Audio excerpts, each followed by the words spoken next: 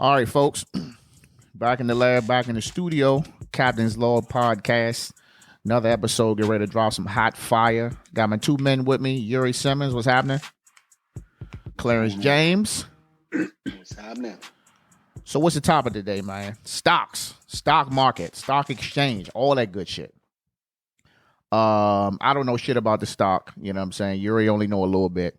And apparently CJ knows everything. So everything. So he's gonna do it. He's gonna do his best to break it down, shotgun style, dummy style, without giving up all the secrets. You know what I'm saying? So without further ado, Clarence James, what's happening? Cool, man. What is stock? First of all, good question. Give us a little history. Give us a history lesson. Ownership, right? Like they tell you, you know, the American dream is to buy a house and own some land or something like that, right? Own land, yeah, cool. But stock is actually ownership in a company. So let's just say me and you, we start a company together and we want to be partners, you know, 50-50 partners. You take 50%, I take 50%. That's just it. It's just and stocks can actually be divided into different units, right? And that would be the actual stocks and or shares. Those terms are used interchangeably. So instead of owning 50% of the company, you own 1/1,000,000th of the company. Exactly. Yep. Okay. But ownership is ownership because you own absolutely their profits. You own that. That is owned by the owners of that company. So their gains are your gains. Okay. Exactly. So tell me how you got into it.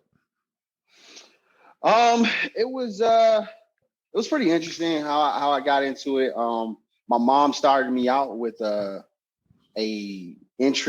nice savings account that was, you know, higher interest bearing than the normal accounts that you would get from like a Wells Fargo or something like that. It was with a company called AIG. And that's kind of all they did was had, you know, these savings accounts for you that, you know, just gave you a little bit more interest on the year than your traditional, you know, bank branches that you would see on the store, right? The big brands. When I started exploring and playing around with that account, I noticed that I had an option of a brokerage account. Like, what the hell is brokerage? What right? is brokerage? Like, right? The word broke in it was like, well, why the hell would a bank have a term broke something in it or whatever, right? So I just, you know, started playing around and learned what it was. And I didn't do anything with it right away at all. But I was like, oh, okay, well, this looks like you can, you know, buy stocks. So how'd you dive into it? Yeah. What made you dive in? What made me dive into it was I actually started doing some research on this, and I lined up the dates. So Tesla Motors was my very first investment on their very first day of trading on the stock market. What year was that? Market. And that was June 29th, 2010. What happened? The original. What happened was my girl actually got pregnant back in May. And she told me like late May or so. And I was just, holy shit. I need to find a way to make money now because I was just getting out of ECPI, little technical college 2-year deal, right? And I had no job. Yeah. I was broke as I don't know what. And here I am about to have a baby. And so I was just like looking every way possible to, you know, what can I do? And I remembered the brokerage account. I'm like, oh, okay, cool. And then I remembered learning about Tesla Motors and some of the research that I had done, conspiracy theory research around the name Tesla, which led me to learn about Tesla Motors and Elon Musk. And I just felt like batteries were the way. I knew that this dude had something and people were going to jump on it. So I threw what I had at it, man. That was ramen noodle days. So I put like, you know, $150, $200 or something like that. Whatever I I felt like I could afford, but I couldn't. And just left it. That ain't no little money. Shit. Yeah. Facts. That's facts. When you can lose it, it's definitely not a little bit of money. You know what I could do with $200?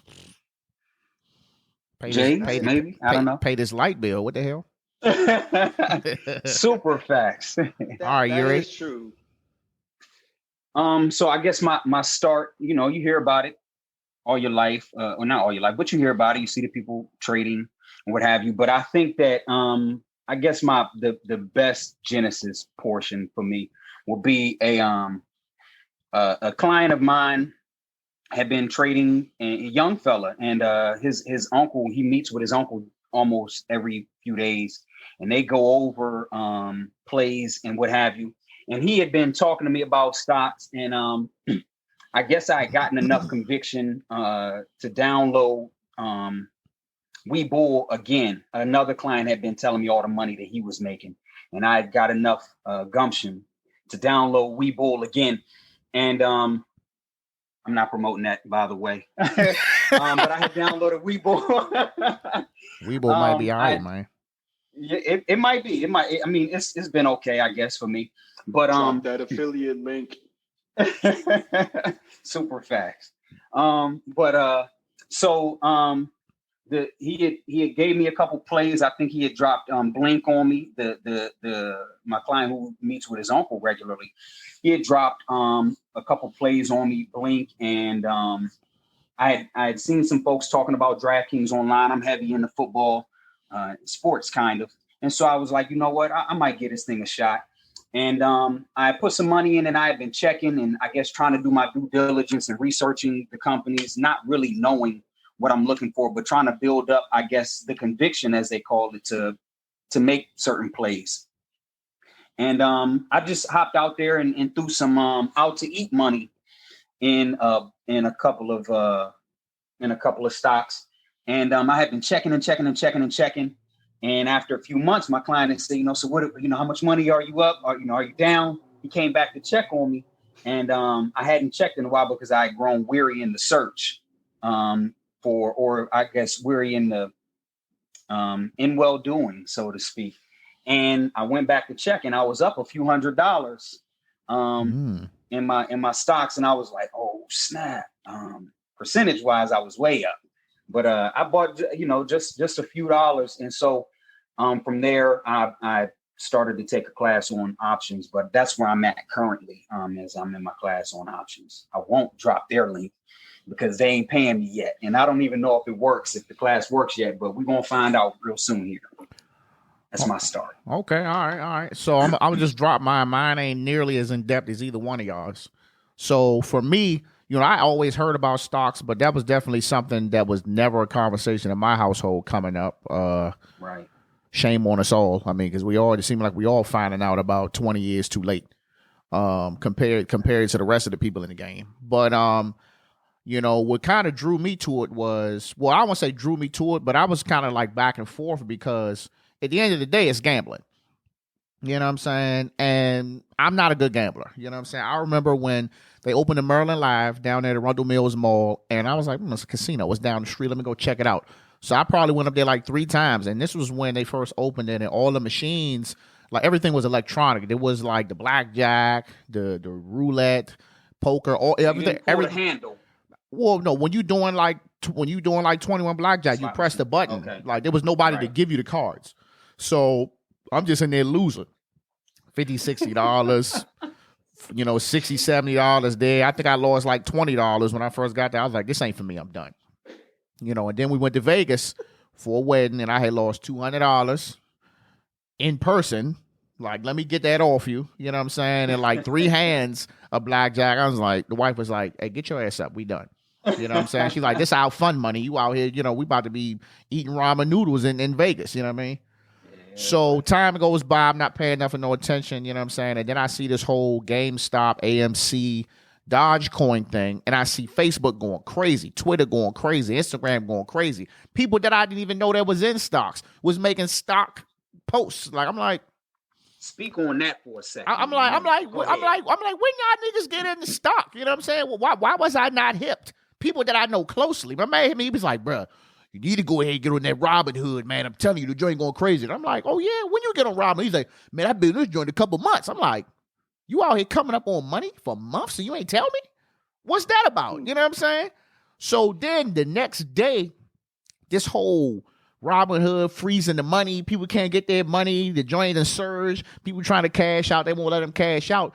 Then all of a sudden, I'm seeing posts like, man, F Robin Hood, man, I'm about to shut this account down. I was like, let me just push back from the table. I was getting ready to ask for a plate, you know what I'm saying, extra gravy. I was like, I don't think I need this, you know what I'm saying? But then talked to CJ like that. I think it was the next day or 2 days after I talked to CJ. He actually broke it down to me. Not saying that the people before him didn't kind of tell me, but they were just like, man, you can get some money, man. Do this. I'm like, yeah, I need to know a little bit more than we can just get some money. Like, I need to know, like, what do I need to do? And even after CJ pretty much broke it down to me, like, pretty much as far as you can break it, there was still stuff that I figured out on the fly. I'll get into that. But, so me, I'm putting $1 here, $2 here, $3 here. I'll take 3 shares of this 50 cent.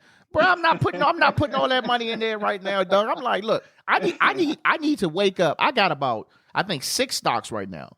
The least expensive is like $1.95. The highest is like $15. Until I wake up in the morning, one of them joints is about $100. I'm not putting no more than that on there. I will legitimately have 50 little ass stocks out here before I go and put $2,000, $3,000, $5,000 in one joint. You know what I'm saying? I can't do it. Not yet. You know what I'm saying? So that's my story. It takes time. But it takes time, man. It do take a lot of time, man. So my thing is, so let's get into the research. Like, what's some of your tactics you use to kind of stay ahead of the game? Because I know Yuri, you said you in a group class or something like that. That's their specialty. Well, I'm taking a class right now where they teach all kinds of things, but my class is focused on options. I signed up for the options class. They have a swing trading class and futures class and all of that, but I signed up for the options class. At the moment, I'm not the biggest fan of it because I don't like to have to email questions. I want to be able to in real time discuss things with you because I'm a question asker. What do you mean by options? Okay, I'm gonna let Clarence James more so break it down, but basically an option is the buying of a contract that this stock is either going to go up a certain amount of money or go down a certain amount of money in a set period of time. And so that's what an option is. And in the class, they teach you how to do, I guess, technical analysis, reading charts and seeing trends, and your I don't remember what it's called at the moment. That's sad.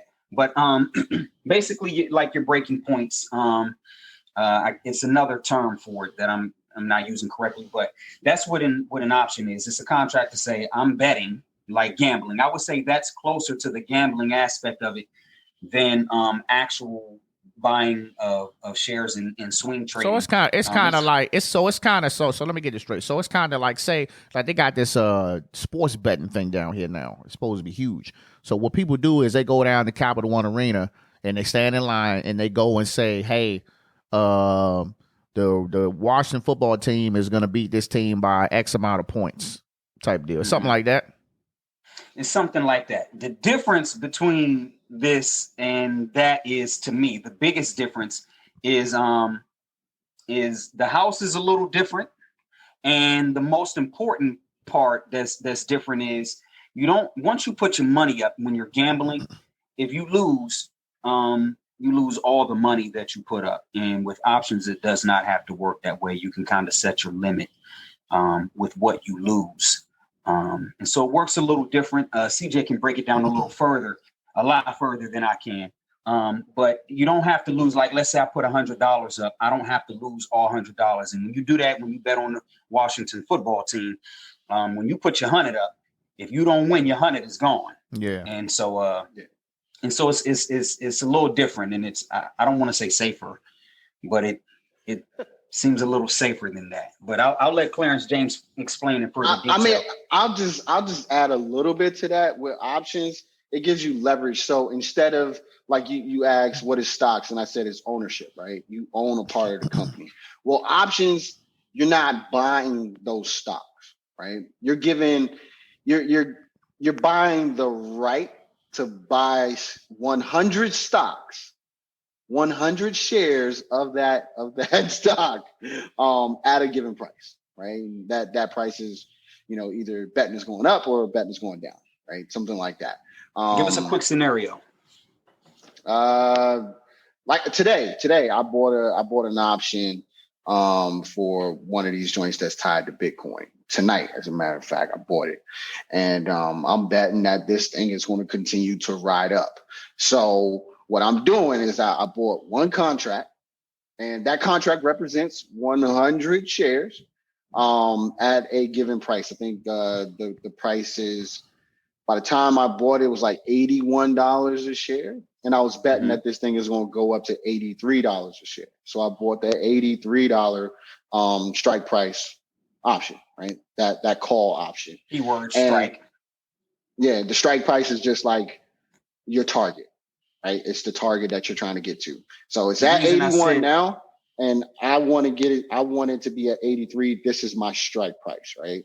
And so in between here and here is where I make my money, right? And then from here up, like above the 83, oh man, it's wonders. The only thing with options is leverage. So you're dealing with not just one stock, you're dealing with 100 of them. And it's just a representation of them. So yeah, you can make 100% on your money really fast, but you can also lose 100% of your money really fast. Give me the breakdown on give us the breakdown on how the losing of that money goes. You say you have the right to buy 100 shares at 80 beans. So 80, 100, that's 8K, Clarence James. So you could be in for $8,000. No, not really, because that's where we'd have to go really deep into that. Okay. That's where the price of the option comes in. So you're not paying that 8K. You're not paying that price. It can get up to that price. Can you be in that much? Can you lose that much money or be on the hook for that $8,000? Yeah, absolutely. But it depends on the option that you pick. So how much time you got to do all this though? What's the time period though? Good question. So clarify your question. What I'm saying you telling me that, correct me if I'm wrong, 100 shares, $80 and some change, and you trying to get it to, I guess, $2 higher. How much time do you have for that to happen? Or is that just got to be like tomorrow? You choose that. It's basically every Friday. And some stocks will do it like every other Friday. You can do minutes though, can't you? You can do it as small of a time as minutes, like it'll go up over, or you can do it as far out as years. It's in terms of your contract for the time frame that Robert is talking about. So what I'm answering the question to is an expiration price. He couldn't help himself. The expiration date. I'm talking about the expiration date. So with an option, I'm saying the one that I was just talking about, right? I'm saying this joint is at 81. I wanted to go to 83, and I chose the date of February 19th, which is this Friday, right? And then the next date that is available is February 26th. And then the next one would be the Friday after that, some of those, so it's not broken down to the minute, but you can trade them whenever you want. You don't have to wait until that day to sell it or buy it or whatever it is you're doing, right? You don't have to wait until that day. That's just how long you give yourself. So for instance, I bought another joint that's all the way out to January 2023. So let me ask you this. I'm gonna cut you short if that's okay, right? Yeah. So you say you bought one that's January 2023. You there, Lee? Yeah, I heard that. Okay. So so let's say we're gonna use the same amount, right? You bought the 80, even though I know it's for a different stock. It's for a different company. Yeah. You buy the 81 and you wanted to go up to $83 by January of 2023. At any given point, if it goes up past that, you are allowed to terminate your contract and take all of your money. Yeah. And so all if of it my goes profit, up to $89, and let's say it goes up to $100 at any time before that time period, you say, you know what, I need all that. Cut that short, and you take all of that money.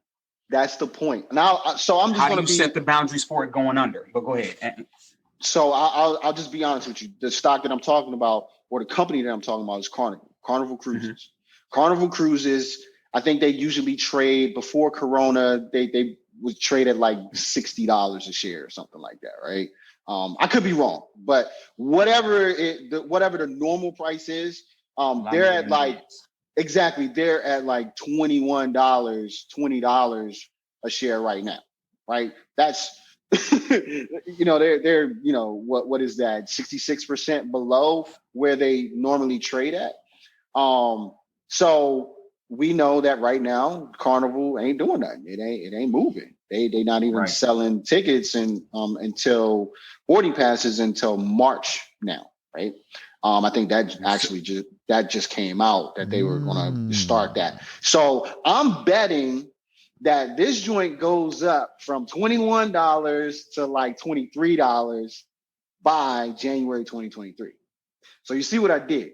What I did was I only set it just a little higher than what it is now, because they're going to get back to where they were, and I can potentially make exactly. I can potentially.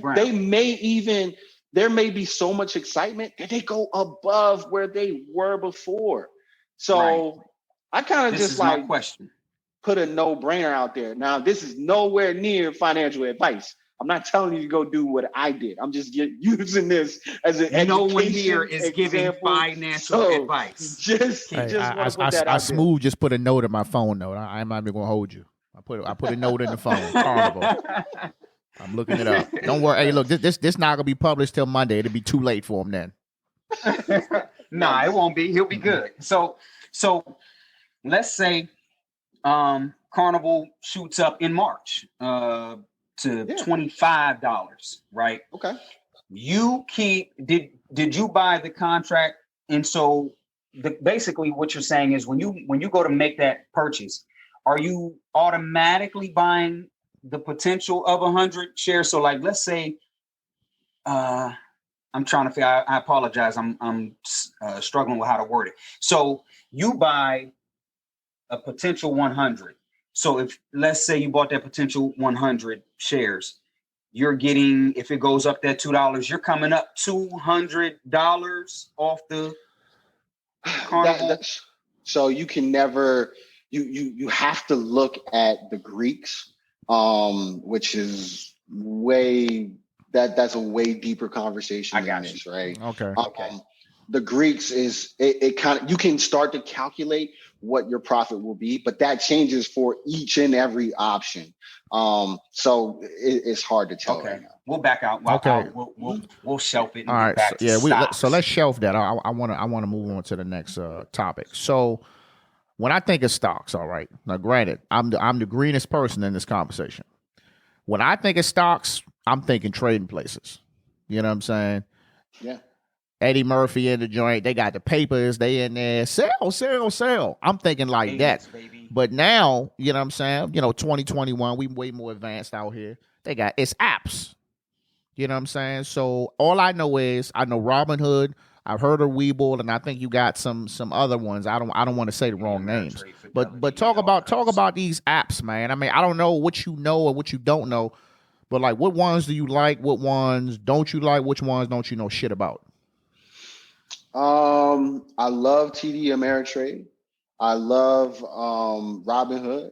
I know there's a love-hate relationship there. Webull is another one, and Fidelity. Those are my favorites. Robinhood, because it's so user-friendly, right? Like they give you a lot of information. They don't. They give you enough information to kind of feel comfortable. in doing what you're doing. I feel like they do. They be having them little clips on the joint, like that little section where they'll say, Twitter took a dive today, or Elon Musk said something about Dogecoin and now it's at a record rate or something. I feel like they definitely, for someone like me who doesn't know exactly what's going on, those little clips right there, if I just was a tad bit greener, you know what I'm saying, maybe a little light greener, I would be like, ooh, another video. Let me get into this. I feel like that's what that's there for, to get folks who don't know what to put their money on to put it on what's trending, I guess. Yeah, all the apps should be doing that. Every one of them that I just said, they give you like a news feed as well, right? Okay. Google does it. They all kind of do it when you click in a specific stock. Just say, damn, GameStop is the one that's in my face, but I don't mess with GameStop as well in any way, shape, or form. But looking at that one, if you go to the page for that one, it'll actually show you news about GameStop, right? Yeah. Like what's going on there, and you can kind of read up and get caught up on what's going on with the business. But now that's what they give you. That's what they give you, right? Never be satisfied with what they give you. Always go and verify the information somewhere else. Go Google whatever you read about on what Robinhood gave you or what Fidelity gave you. Yeah. Since you said go Google, what are some places that you have that you consistently check that seems to be relatively valuable in their information? A reputable source. Right. Yahoo Finance. Yahoo Finance is really cool. Yahoo? Yeah, Yahoo Finance. Surprisingly. Y'all still getting on Yahoo out here? Dude, I'm telling you, Yahoo. that is the only thing that Yahoo is really good for, is Yahoo Finance. A ton of free information. I can literally go on Yahoo Finance and see when the CEOs or owners, big time owners of these companies sell or buy their own stock, right? So let's say, Elon Musk. Let me make a note of that too. Yeah, you want to be looking at that, right? Because that it would be considered like insider. This is how they get away from insider trading and all of that kind of stuff. They have to wait for certain things to go, press releases to go out, right? News that goes out to the public in order for them to make a move, right? So they can't make a move on I don't know if Tesla is about to purchase Facebook or something like that, right? That would never happen. But I'm just saying, Elon Musk is not going to be able to go and purchase 1 million shares of his company or 1 million shares of Facebook's company before that information comes out, right? But then there's certain things that you'll see. He might have been planning that for 5 years or so, right? And so he may not do it within 3 months of the actual purchase, but maybe he did it 4 months before, a year before. You can start to look at the activity of these people and see what is Warren Buffett, what are you buying, what are you selling within his own company. And if you see him buy back 1 million shares of his own company, start to let me Google around and see what's going on. Who are these people talking to? Because if they're buying more of their stock, I might want to buy more of their stock too, because they want their valuation as an individual to go up, right? There's could be a smoke screen, but that's why you go check again, I guess, right? Could be a smoke screen. 1,000%. I don't know. 1,000%. Right? So, because if Mark Zuckerberg goes and sells off 1 million shares, I don't know if he just needed some money or what, because he only takes in like a dollar salary, right? His salary is $1. That's just something that some of the big tech companies do or whatever. The CEO just makes $1 in salary. It's for tax purposes and all that, blah blah blah. But if he buys back, if he sells off some joints, it's like, does he need the money or something because he's about to go buy another house, or is he selling off joints because he knows something about to happen and their stock is going to tank, right? Information could follow. Who else you go to? Later, so you do Yahoo? Do you do Reddit? Hell yeah. Oh yeah, Reddit. So definitely the Wall Street bets. I take a look at that. I've been looking at that for a minute beyond the last couple of months. But if you just search for a stock that's out there, or a company that's out there, and you'll see they all have, a lot of them have their own subreddits as well, so you can get information from there. I just don't be knowing who to choose, dog. Like, I mean, it's cool, like with Robinhood, you go on there, you can hit that little top 100 or whatever. But I want to pick something off brand that I just had that feeling. Like, look, I got $2. Who gonna get this? Who gonna get this money? You know what I'm saying? Trading View. TradingView.com is another good one, because then there you can actually sort a bunch of the different stocks by the price, right? So you want to find the absolute lowest price joints on the stock market. You can find them just by, sorting the different tables that they have on there. And then you can do it by, how much they've gained, how much they cost, how many people are trading it, all that kind of stuff. But I wouldn't advise you to go and do that. No, is Trading View a part of TD? I don't think so. I could be wrong. Or maybe Thinkorswim is. Maybe Thinkorswim is. Thinkorswim. Okay, yeah. Thinkorswim. Okay, yeah. Right now, if you're starting out, I would not say go and try to be this technical analysis person. Don't go do that. Like, that's not your game. Hell no. I'm be sitting there looking at that all day. I'm gonna just shoot you a text like, CJ, what you got for me today? Yeah, your game is being it has been being a consumer, right? Mm-hmm. And so embrace that. What do you buy? What do you like? What do you do every day? Do you go to Starbucks every day for coffee or something? You know what I mean? Homemade go look at well, you ain't making it yourself, so that coffee is cuisine coming from art. somewhere. It's Folgers. Good point. I'm glad you said that. It's coming from somewhere. I keep some Folgers in the house. Best part of waking up. It's definitely not Folgers in your cup, my brother. Yeah, that drink tastes burnt. You really drink Folgers? Listen. I'm gonna tell you about the Folgers thing. So we had an espresso machine. It's expensive nigga coffee for real. So what ended up happening is it's like $1.50 a capsule. So we was buying 40 capsules every 2 weeks. So I'm just like, it's too much. You know what I'm saying? So we went and bought a regular traditional coffee machine because I think it gives the most flavor. And I didn't really know what to get. The coffee section could be overwhelming if you don't know what to get. You know what I'm saying?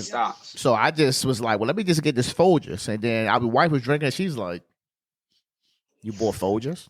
So I'm like, so I started buying like the Starbucks joint, the Pete's coffee, but I'm still mixing the Folgers in there. I'm like, we gonna get through this. You know what I'm saying? You're gonna have your little blend. You know what I'm saying? So I think what Clarence James is saying is basically because it seems like you're into the coffee thing, stuff that you can research relatively easily, and have enough conviction to buy is what you're saying, right, CJ? In terms of purchasing of stocks and reaching things. But look, you're more likely to understand something you're already associated. But see, that's the thing, though. I think it's going to take me a while to get to that mindset where I'm in the store and I'm picking up some strawberry shredded mini wheat. So I'm like, what Kellogg's hitting on? Let me check. Right. You know what I'm saying? No, them joints hitting. Get out of here. They're good. The mini wheat's good for you, bro. But I'm just like, I think it'd take me a while to get in that mindset that I'm looking at, my GoPro right now and say, what's GoPro hitting on? Or let me look at my Rode mic, like, what's Rode hitting on? Like, I think it'll take me a while to be. I think it runs a lot deeper than that. I think the point is like CJ was saying. I think the point is developing a level of conviction because like I went with DraftKings. When I bought DraftKings. I knew, give me 1 second, baby. When I bought DraftKings, I knew that it was during the pandemic time. Most sports were shut down or very limited. And I knew, when the NBA comes back, when the playoffs hit, it's definitely going to go up past what it is now. And I think I bought DraftKings at $30 or so, around $30. Woo! And so now I didn't buy a bunch though. I was on my league. Like who gonna get this $2 is what I was on. So I only bought a couple of shares, which I kind of regret, but I guess, I had to hop in a place where I was comfortable. And like I keep saying the word conviction because I keep hearing what I believe to be experts say, your convictions, following your convictions. And so I felt comfortable knowing that there's no way that this is going to go down when the NBA picks back up, when NFL football starts. And there's no way that this is going to go down. And so I hopped in the DraftKings. And I think what CJ is talking about is something along those lines. Am I right? Yeah. And just to look at it the opposite way, right? People used to make fun of me. Yeah, y'all probably still might. But I had Sprint. I had Sprint forever. Like I had Sprint. I had it. It's T-Mobile now. I'm getting to that. So I had Sprint when I had Nextel. And then I converted over to Sprint when they bought Nextel, right? That's how deep I go with Sprint. But their service was trash. Always has been. It's it got better? Not anymore because T-Mobile bought them. But what I'm saying is I would never buy, because I'm looking at my own service. I'm like, probably not going to buy Sprint stock because I don't believe in it. As a matter of fact, it's not even that I don't believe in it. It's like they need to go down. Like I'm just out of them, but I am not about to pay these fees to go to another carrier. I'm just not. I don't want to do it. I want to keep my own number and all that kind of stuff. But then I was playing around with T-Mobile. I was playing around with Verizon, going in and out of their stocks. And it just so happened when the information started coming out about T-Mobile buying Sprint, I just so happened to be in T-Mobile. And I made some money off of that. So so looking at it from the flip side, I knew that my phone service was trash. So who am I going to bet on? I'm going to bet on their competitors. That's just that. Okay. So real quick, so I want to get back to the apps. So I know you mentioned like 3 or 4 apps. So you use more than one. Yeah. Some of them have better research. I'll go ahead and say so tell me, why would one person use multiple apps to kind of do the same thing? Yuri, back me up on this one. But me personally, where I've kind of been at is my day-to-day trading. I will do my transactions on Robinhood because I feel like I can do them faster. Just by clicking twice. I can be in and out of a stock real quick. But I'm doing my research over on Webull because they actually generate trend lines and stuff like that I want to be taking a look at. Like they have the moving averages and as you dive in, you'll see moving averages kind of just they're lines, and you can tell when one goes under the other, it's probably time to buy. And the flip of that. So Webull kind of just does that out of the box. It gives me the trend lines, and it also gives me some moving averages, so I know where has this stock been at. What's the average price of this thing over the last 5 days, over the last 20 days, right? Is it above or below that currently? And then that lets me know when I want to get in. So I love those trend lines. And I love on there, I can also see how many buying transactions and how many selling transactions are going on at the time. Yeah. And if I see, a bunch of people selling and it's something that I love, it's like, Apple is not going anywhere, but people are selling it like crazy. You know what? This is probably the best time to get in. When everyone's selling, you should be buying. And when everyone's buying, you should be selling. So let me add some things, and I guess like small reasons, little things as to why people have different apps. Like I started with Webull. I had a TD Ameritrade account way back. I deleted it. I just downloaded it again. But I have Webull, like you said, because it gives you that breakdown. It shows when the transactions are being bought. It shows you how many the individual bought or people bought. But you can't trade penny stocks on Webull.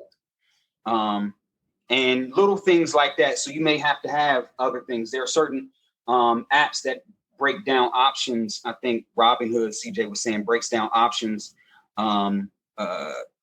better than some of the other apps. Some of them charge you for your sales for different things. And like you said, also the news.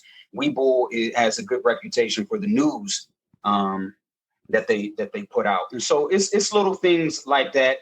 Certain ones you can't buy penny stocks on. Certain ones don't trade other kinds of stocks. I think it was Robinhood that I had. This was some time ago though. And some people buy on Cash App. We'll use Cash App as an example. But Cash App has a very limited amount of stocks that you're able to purchase from. They have the major companies like Boeing and McDonald's and all of those, but they're not going to have Blink that I made, hundreds of dollars on. It's not available for you to purchase and sell those stocks. And so those are the reasons. Oh, one more reason is certain places don't have a place where you can readily call if you have an issue. Like TD Ameritrade, you can call. Webull, you can't just pick up the phone and call them and say, hey, I have a customer service issue that I want to talk to someone about. And that can be a deterrent, especially for old school people like myself. Like, I want to be able to talk to somebody about whatever problem I'm having if something isn't happening right, or if I have questions. But, Fidelity and all those, I think you can trade for free. And certain places require a certain percentage or amount to trade. So those are, I guess, some reasons why. And like CJ said, you said Robinhood is fast for you. It's quick. He presses a couple buttons and he can make his sales and stuff. So it's a number of reasons. I'm sure it goes way deeper for individuals who are way more experienced than myself. But those are some of the surface or topical things that can be deterrents or can grab people to have. I have TD and Webull. I do not have Robinhood, but I'm going to get it. Go ahead and get on that. But I did notice that when I was just like randomly, I think I was walking around the house and I was looking at my refrigerator. I was like, and I just started looking up names, and there were some joints on Robinhood that they say that they didn't support it on there. So I'm thinking like, damn, I thought, it was everything goes, but I mean, I guess you just clarified that for me. So now I want to get into the buy-in. Before you leave there, Robinhood is really, really, really popular amongst everyone because they were the first ones that did the $0 trading, right? They took the price to zero and they forced all of the big boys to do the same. So you saying Robinhood is pretty much the app that got a lot of people who wasn't hip to it. Exactly. And then I'm gonna add one more thing. You got $10,000 in that joint. Do you really want to just move $10,000 just because? Probably not. People are just stuck. And I don't know which ones, if all of them do this now at this point, but I think you can buy slices with certain apps where, like, let's say, fractions. Let's say we'll use Bitcoin as a good example. Bitcoin is trading, I think, around 50,000 right now. You can't buy one whole. Most of us can't buy one whole share of Bitcoin, I can't buy one certain coin, apps. Yeah, no, me neither. That would not be intelligent. If I did have the money, I wouldn't have enough to do that. But you can buy a piece of it on certain apps. You can say, I got $500, and you can do that on Cash App, where like I got $500. Let me buy $500 worth of a share. Why you keep saying Cash App? You telling me you can buy stocks through Cash App? Yes, most certainly. I had some Boeing in Cash App and stuff. For real? They've been doing it the whole time? No, not the whole time. It's getting more and more advanced, but they've been doing it for at least 6, 7, 8 months. Since the beginning of the pandemic, since the beginning of the lockdown time, you could definitely buy certain, but it's very limited, but it's growing regularly, like often. 6 months ago, they had less options than they do now. So you can buy stock on Cash App, dog. Yeah. Look, at this point, they're gonna do anything to get everybody in the game, man. Oh, trust me. We already hooked. Okay, so we good on that? We can move on? Yeah. All right, cool. So I'm good. I definitely want to talk about the money aspect. So Of course, you're gonna have to have a couple of dollars to throw in there, but I think it's the more so knowing when to hold and knowing when to fold. You know what I'm saying? So I'll give you my example, and then y'all can just kind of give me your thoughts on this. So, I had bought one of the cannabis joints, the Sundial. You know what I'm saying? And it was a top 100 thing on Robinhood, but when I bought it, it was like $1.50. So I was like, okay, let me get 5 of these. I jumped out there. That was my biggest purchase in stock history right there. 5 joints. So that put me up to like $6 or $7 or something. You know what I mean? So I bought the joint, and I wasn't paying no attention to it. I was like, all right, I've been looking at this all day. I'm done. And then my man hit me. He was like, bro, you got to get on the Sundial. So I was like, oh, let me look at it. Then I was like, I already got it. That joint was up like 85%. So I'm like, okay. So now I'm sitting here like, dog, how much can I get right now? So I go look at it, and the joint was like, oh, you can walk away with like $19. I'm about to fling the damn phone across the room because I didn't really put no cheese on it. So now I was just like, all right. You know what I'm saying? Now I'm kind of pissed. So my stupid behind, I go and buy one more stock when it was at like $4.80, which really made no sense. So now I'm just like, all right, well, it's gonna be up for a while. So let me just let it go. The next day, the joint went back down to like $2 and something. So I'm like, oh man. So I cashed out. I walked away with like $9. So now I'm pissed because I could have had $20, could have got me some lunch or something. You know what I mean? So I just think that, knowing when to kind of get out. But then I was told that you can set the little limit to if it drops below a certain amount, you can get out. If I would have known that, if I'd have saw that and it's at $4.75, I'd have been like, all right, if this joint get below $4, sell it. You know what I'm saying? So I think that's something that if you don't know that, now you know. You know what I'm saying? But maybe y'all can give me some more insight on that. Yeah, I mean, that's the thing, man. That's the FOMO, right? What you had was FOMO, fear of missing out. It was like, oh man, it's up high. Let me get another one. It's gonna go up higher. It's like, you probably shouldn't do that. No. That's not that. I didn't know. If I would have known that joint was at $4.79, I would have said, if this joint go past $4.75, cash me out right then and there. I don't care if it went to $10 after that. When they get to $4.75, about to say, you know what I'm saying? That's how I would have did it. I didn't realize it. So wake up in the morning like probably at $5 or $6. That joint said like $2.85. I was like, oh man, that sucks. So there's a couple things, right? There's no one definitive answer to that question, but the way I look at it is I gauge, what does the stock market as a whole normally do, and within a year, and that is 7 to 10%, right? So if you have a 401k, your 401k should be growing at 7 to 10% on average every year, right? That's just the numbers. That's the way that it typically grows every year. So if you have stock that is, has gained you 10%, dude, that's a great day. You had one that was at 85%. That is a freaking phenomenal day. All caps though. Sell it. That's the way I look at it, right? Is because if you can beat what the stock market typically does in a year, in a day or two or whatever, man, get out and reset and do something else. So okay, so my thing is, I sold the stock. I made me a little 20 piece. You know what I'm saying? And now I just got this $20. And it's just like, now what? Now I gotta go find something else. What if it go back down? You know what I'm saying? And then it's like, well, do I put my money back in there, or do I just leave that alone and go somewhere else? You know what I'm saying? It's coming from a newbie, I kind of feel like it's not that much to choose from. You know what I'm saying? Until once I get into deeper in my research. So is that a mistake? Like, oh, let me take my money out a month later, it's back low again, and let me put some more money back in it. That depends on the company. So let's take GameStop, for instance, right? GameStop went up to $300-$400, right? That joint went all the way up there. And if somebody's thinking the way that you just said, and they would be, they would get out, and then they get ready to get right back in. It's like, nah, that was an anomaly, right? That's not normal. Okay. For that company. So when you start to think about, do I do it again?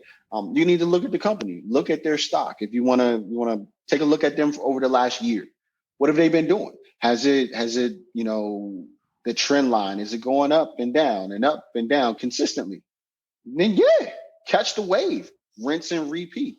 When that thing gets all the way up, you earn 10% or whatever your number is, right? It might be, I definitely, don't just stick to the 10% number. There's definitely times I let it ride a little bit higher. But best believe I'm on the trigger. How do you decide when you let it go up to like Lee hit 85%? How do you make the decision like, I'm gonna push it all the way to 100%? Or is it like, how do you know when you're going to cash out for now and possibly rinse and repeat? Mm-hmm. That's where that Webull information comes in, where I can see the buyers and sellers. Like, all right, well, if it's more and more green and more and more green, man, let it go. But I'm looking at it. I'm at 85%. I'm looking at this thing hardcore, because if it went up 85% in one day, it can damn sure go down 85% in one day as well. You know what I mean? Mm-hmm. So regardless of what it is.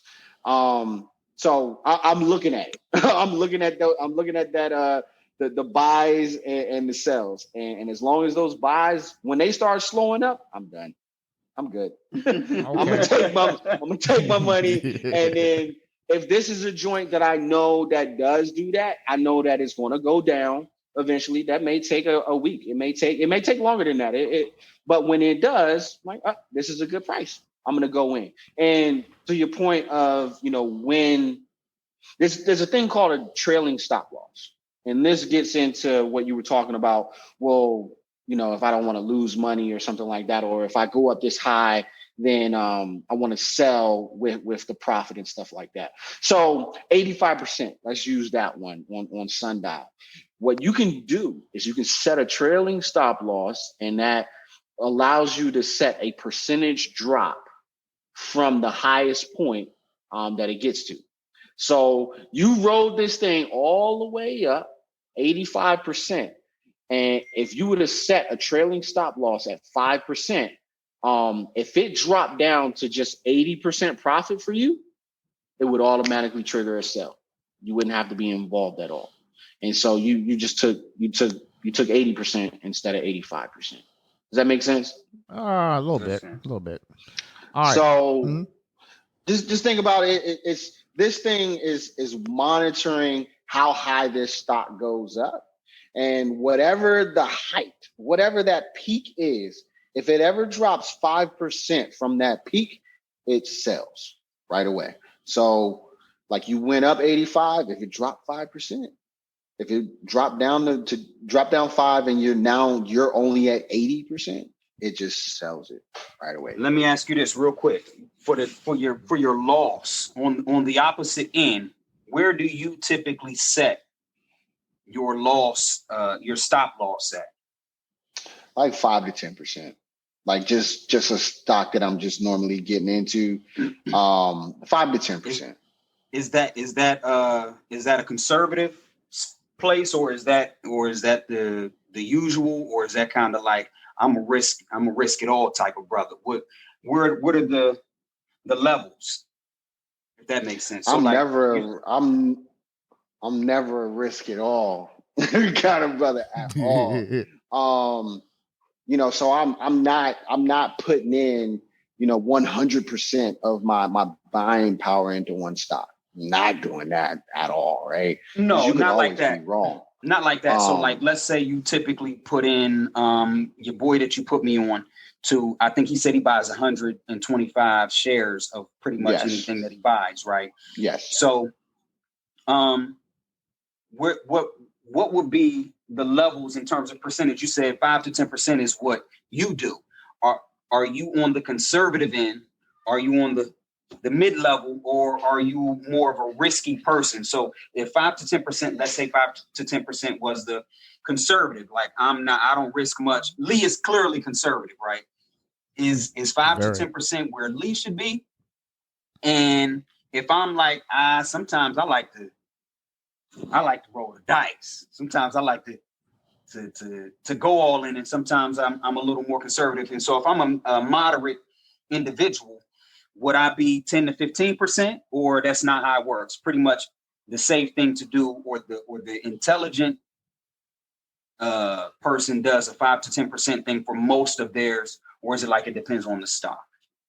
Yeah, I think I should be on par with just about everybody with that 5 to 10%. If you're dropping 20%, you made the wrong decision getting into whatever stock you're getting into. Dropping 20% is like, what are you doing? And then why the hell did you let it go that far? Yeah, you shouldn't. Yeah, you shouldn't be doing that. Okay, so I got a question. So, now, like I said, I got like 4 or 5 stocks. My joints ain't really hitting or nothing, but there's a couple of them that's in the minus, maybe like 4 or 5% or something like that. Should I be okay? So, should a person, if I buy this stock for $5, as soon as I get that stock, should I be setting the parameters for it to sell if it drops below a certain percentage, or should I just be letting it go for a little bit? No, set it right away. Set it right away. Unless you're the type of person that's going to be looking at it, every 5 minutes or so, right? Set it right away. So it can like you said, if the, like, what was the cannabis stock that you said you bought, like CJ Sundial. said, if it can go up 85%, Sundial. If it can go up 85% in a day, then it can drop that fast. So I strongly recommend that you set it, because you definitely don't want to lose. Well, if you're doing $5, you might be cool. I don't know. But if you start to do like the guy recommended, he does 125 or whatever he buys, 125 shares. He's doing that to cover his options. He's doing that to cover his options. That's why he's doing that 100 to 125. So he already has them, and now he can go and get the options on it. But he already owns 100 of the shares, right? So he's not having to do it on the back end. He's doing it on the front end. So he covers himself. So basically, if he loses, he only loses on one side. But if he wins on both sides. Okay. You know what I mean? Okay. So let's move along. That's some good stuff there. Y'all doing real good. 100%. 10 points. So let's talk about the quick money and the long money. You know what I'm saying? I know it. This is just me outside looking in. It seems like for all the folks who just getting into the game, they looking at the quick money. They looking at this cryptocurrency, the cannabis thing starting to smash off, and everybody wants the quick money. Like, how do you distinguish the quick and the long money? Right. If anybody knew the exact answer to that, you know what I mean? Like, that's the thing. Like with the Sundial and the other cannabis stocks, no one expected those to go up the way that they did. We did definitely because the current presidency, the administration, that is something that they're looking to do. So that caused a bit of an uproar. But again, we talked a lot about technical analysis. But remember, now we got retail traders or those that are, individuals like ourselves that are just individuals just trading a couple dollars here and there. And there are millions of us, right? And so we make up a good portion of the pot. So what I'm getting at is, now we're talking about sentiment. Now we're talking about behavioral analysis and getting in the hearts and minds of other people like us, right? That is a big portion of the research that you should be doing. So I use things like stock twits. It's like a Twitter version for each stock. It's kind of cool. But you can see what people are saying about it in real time. You can use Twitter, see what people are saying about those different companies. That's definitely something that you want to be looking at. And that's probably really helpful for the short term. Long-term stuff, you buy companies that you believe in, man. Like I thought about Tesla. Like, the batteries is going to be it. Solar energy, this is going to be it. And here we are today. I could jump in, man. I was just looking at. I just started following this podcast. Apparently, I'm late. They call themselves "Earn Your Leisure." Two guys. They were on the Breakfast Club, and they were talking. They were talking about guys who solely depend upon working a bunch of jobs, not having no money, shit like that. And they also had a snippet where they had Mark Cuban on the joint. And he was they were asking him, like, what does he invest his money in? And he was like, he only invests his money with stuff that's AI related. Exactly. He said if it ain't artificial intelligence, he said he don't put his money in it. So I was just like, I think it's cool to really look into the minds of the folks who've been doing this for a while to really see what they're putting their money into. I mean, at this point, I'm not even shocked anymore when I see how much money people put into one stock or one company. But I mean, I definitely think this is something that I'm pissed at myself that it's something that I didn't know at an early age, because I would have been throwing a couple of dollars in this. You know what I'm saying? A lot of wasted money growing up. You know what I mean? A lot of wasted money. I mean, a lot of wasted bread, man. That we just would have had this knowledge, man. Just take it like, you know what? You got kids. I got kids. Yuri, you got kids. These are assets. So, whenever, we hit 200 and it's our time to go, these things will still stay. My man, we can good luck on that 200. You know what I mean? We can pass these on to our kids and our grandkids. You know what I'm saying? That's how you eventually create, trust fund babies. One thing that I absolutely think about all the time is this guy that I follow. He's actually a coach of mine. He had this joint. He was like, yo, what would you do if you won the Powerball? Right? Like, what would you do if you had $10 million tomorrow? What would you do? And, typically, people were like, yo, I'm gonna go buy a car and blah, blah, blah, or buy a house or whatever, right? Pay it all. This dude was like, you know what I could do with $10 million? I could throw all of it in the stock market. It's like, what? What are you talking about? Why would you do that? You throw the 10 in dividend paying stocks. So you can get a paycheck like a joint that I'm in. Main Capital is one. It pays you a high dividend. Apple pays you a dividend. AT&T pays you a dividend. What that means is they pay you money to own the stock, right? So what he's saying is, and it usually goes against the 7 to 10% that I talked about earlier. That's how much money you will get out of this. So he's like, yo, so I just go into all of those stocks with all the $10 million, and every year I'm generating about $1 million of income. So it's like, huh. So instead of taking the whole 10, you take one every year. I might have to keep a meal. I'm just saying. Then you'll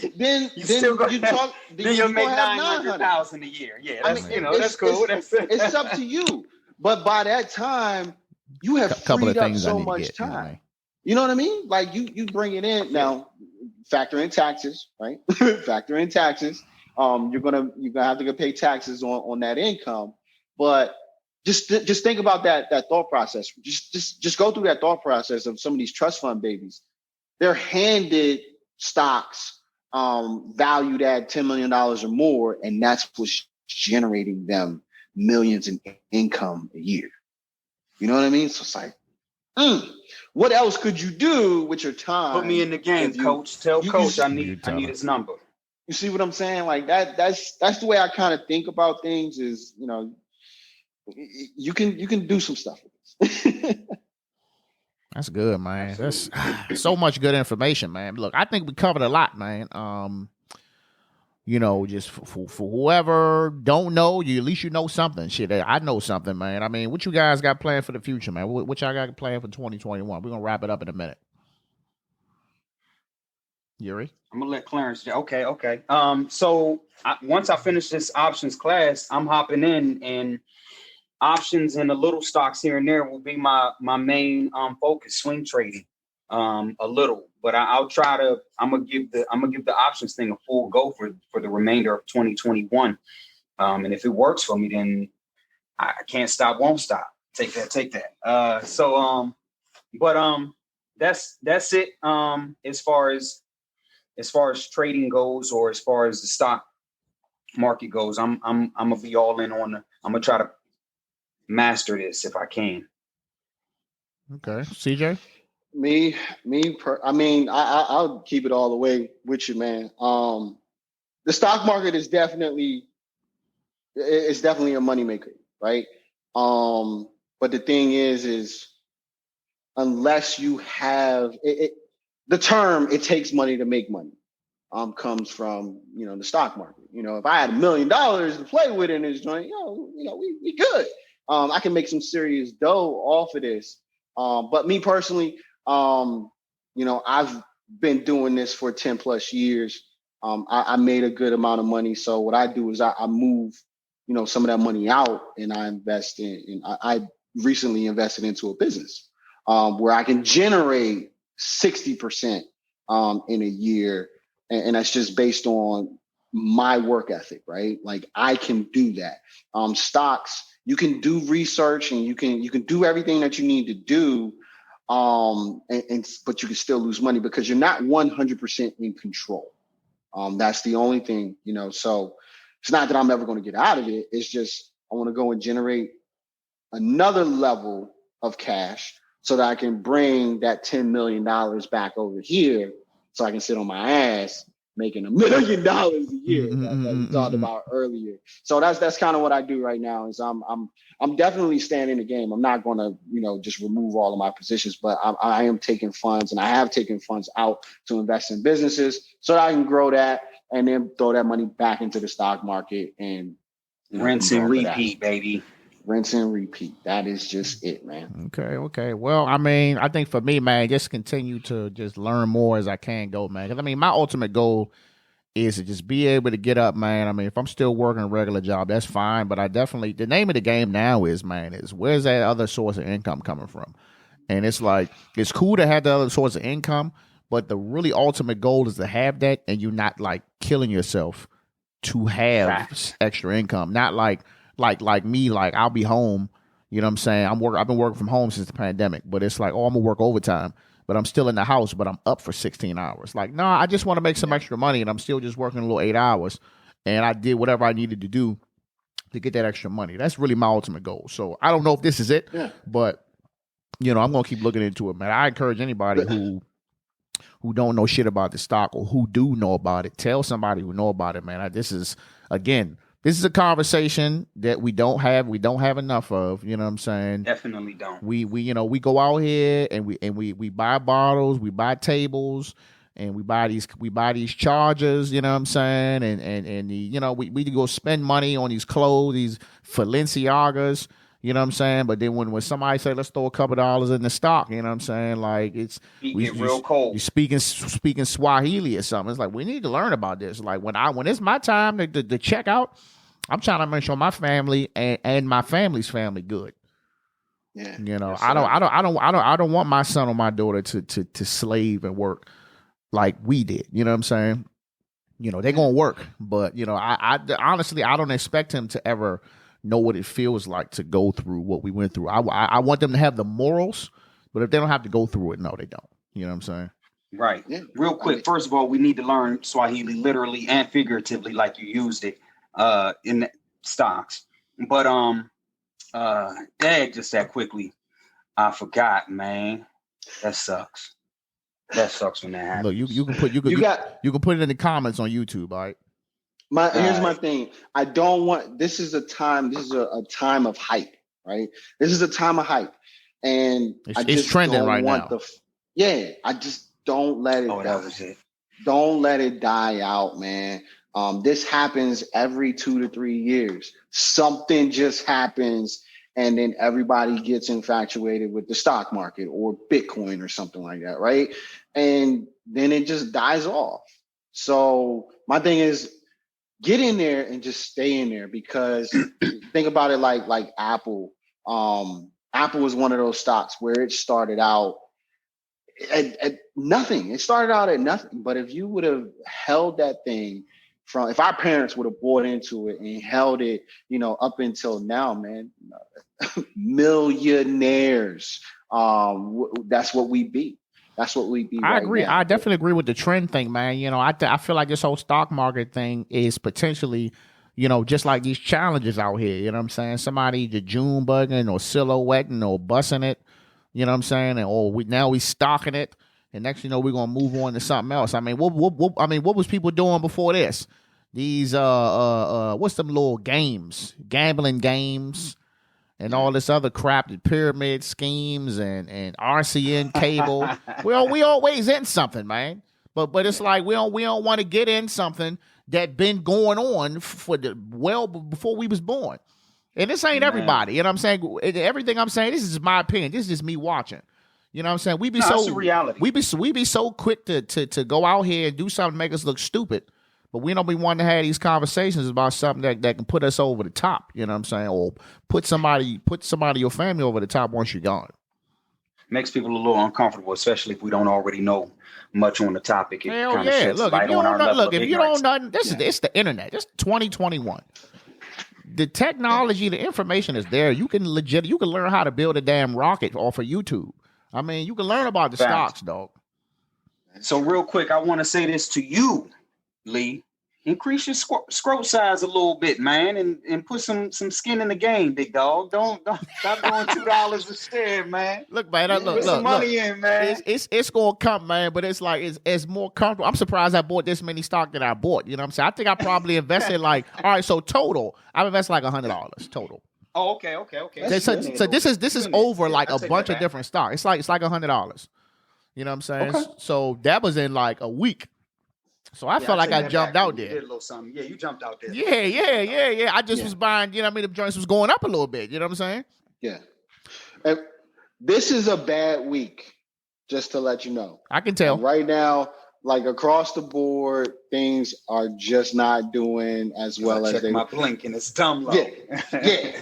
Last week was bananas, and the week before that was crazy too. So this is definitely one of those a cool off period. Right, it's one of the waves that we were talking about. What goes up, must come down. This is one of those weeks where things are coming down, and you could, and usually when the stock market is down, Bitcoin is up, and you look at it, it's at its all-time highs right now, $52,000, right? So it's pretty consistent.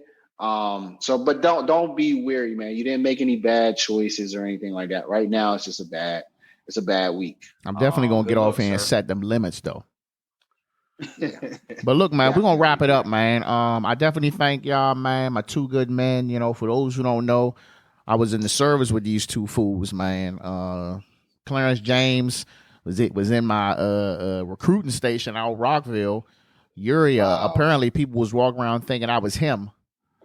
And MCT, we came by each other. I was like, I might have to take this nigga out or something. I don't know. It can't be saying I look like somebody. But man, I was glad I could have this conversation with y'all, man. I think this definitely be something good for the people, man. Good for anyone listening or watching. Captain's Law Podcast, Stock Market, featuring Yuri Simmons and Clarence James Carter. All right, Captain out. Yes, sir.